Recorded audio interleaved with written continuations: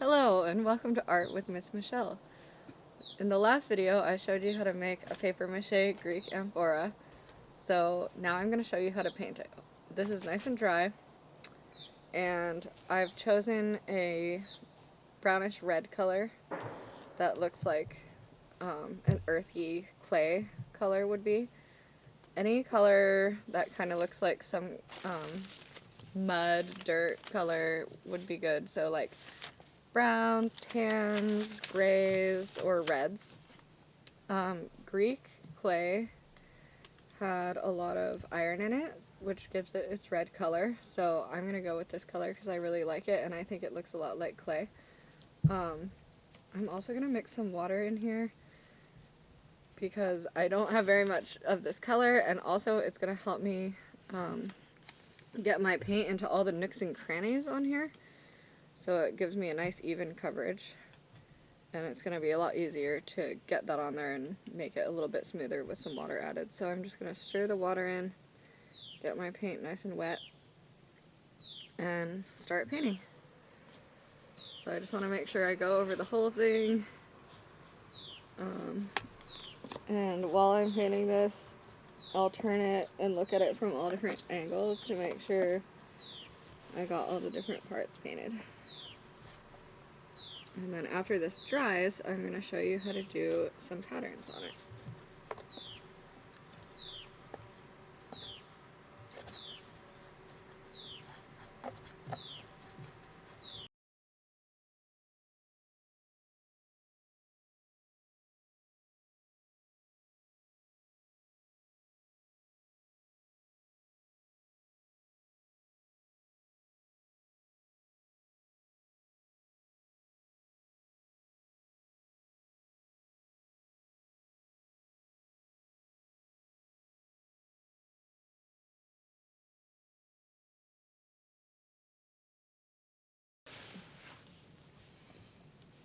Okay, so it looks like my amphora is pretty much painted. I'm just turning it to check if I missed any spots. And then once this is finished, I can let it dry thoroughly and come back and do the patterns on it.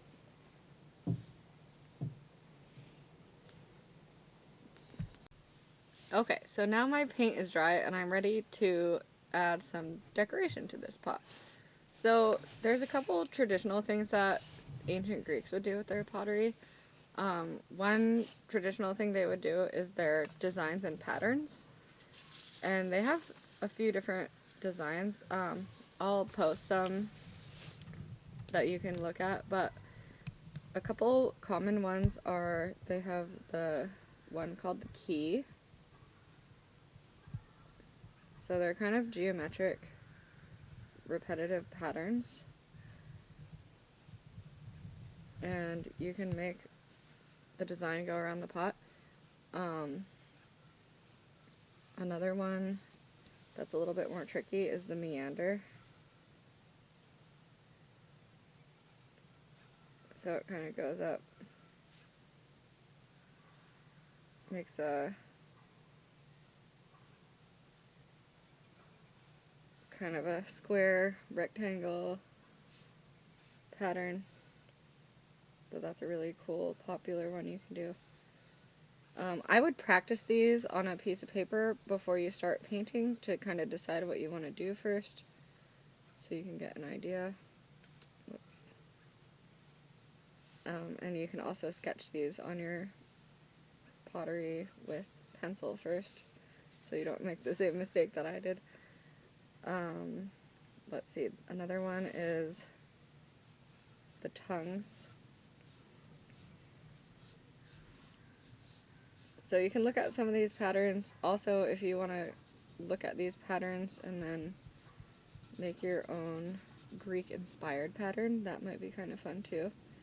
And you can think of a name for it.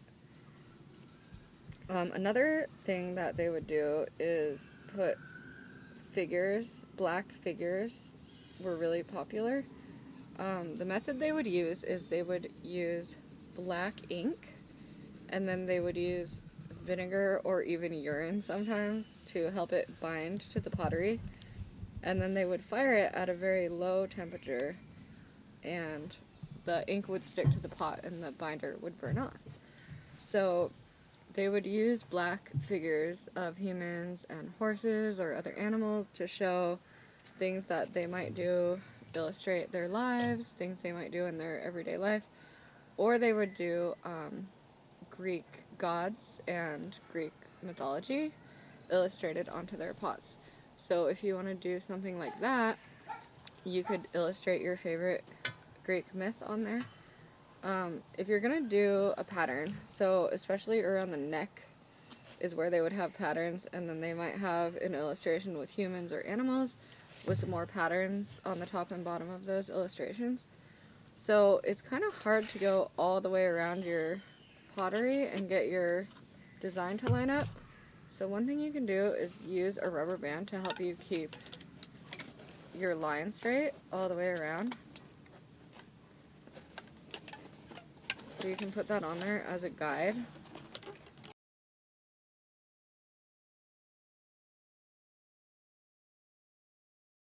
So if I put the rubber band on, then I can start my pattern, like the bottom of my pattern can go on here, and I can make sure it kind of stays even all the way around.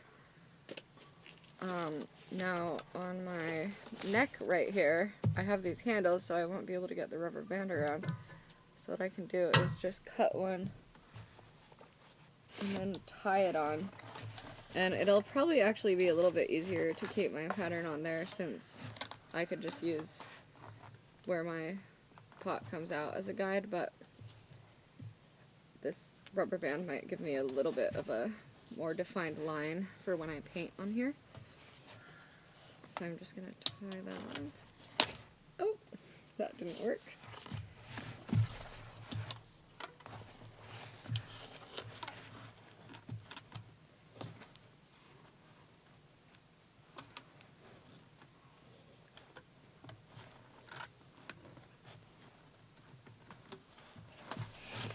Okay, and then I can just even this out a little bit. So now I have a couple of guides for my lines on there. So I think on this top part I'll do a little bit of a simpler pattern, because it's going to be kind of hard to reach in there with my brush. But I'm going to use black paint to symbolize the black ink firing techniques that they would do. Another common one, if they had a lighter colored pot, they could do this red color as the figures, or they had also some light tan figures. So I think on here I'm going to do the tongues.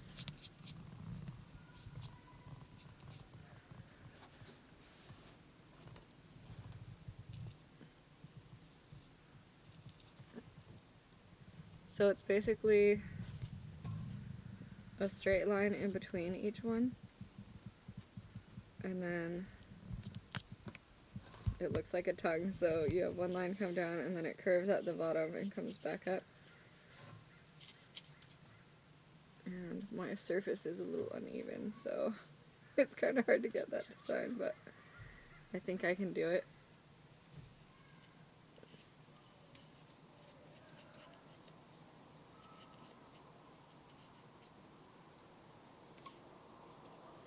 And then I think down here would be a good place to do one of the more complicated ones, because I have more room to move my brush around.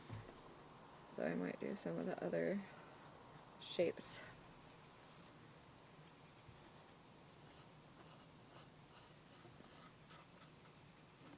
And you could also, if you like more than one of these, I could alternate them, so do one shape and then another shape in between, and that's called an interrupted pattern, because you're interrupting it with your other shape.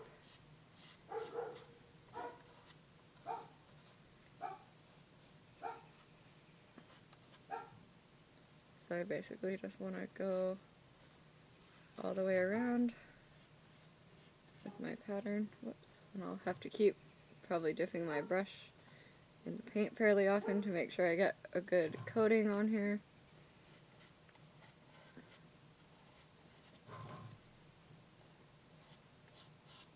And just keep that going all the way around, and I'll use my rubber band as the guide here.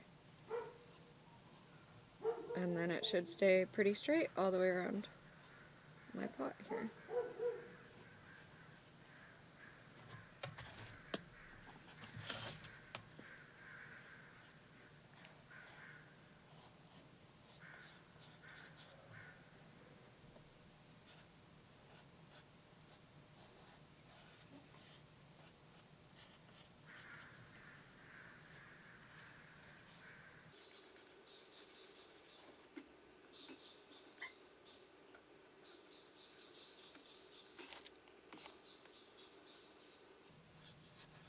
And then as I turn this, if I have wet paint on one side, I want to be careful not to touch it to the table, so I'm going to probably not hold it up as much.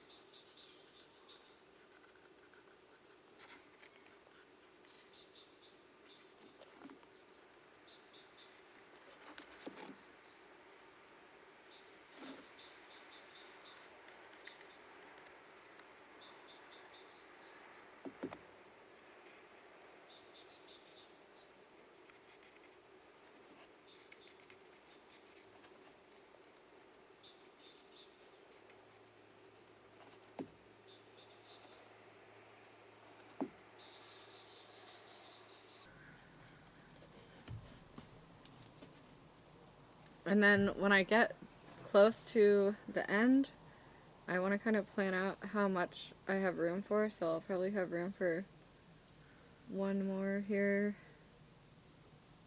in the middle. Oops. And then I can go back and add my interruptions. Again, if you sketch with pencil first, that'll also help you figure out how much space you have for your pattern. But I think this looks pretty good.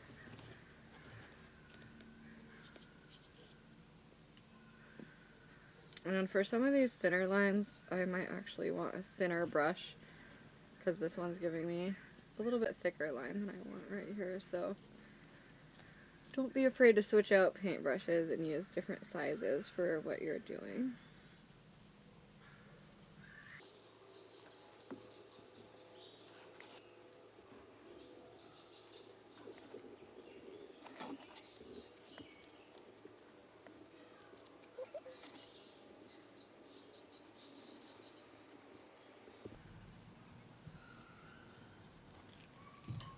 Okay, so now I think I'll just cut this rubber band off.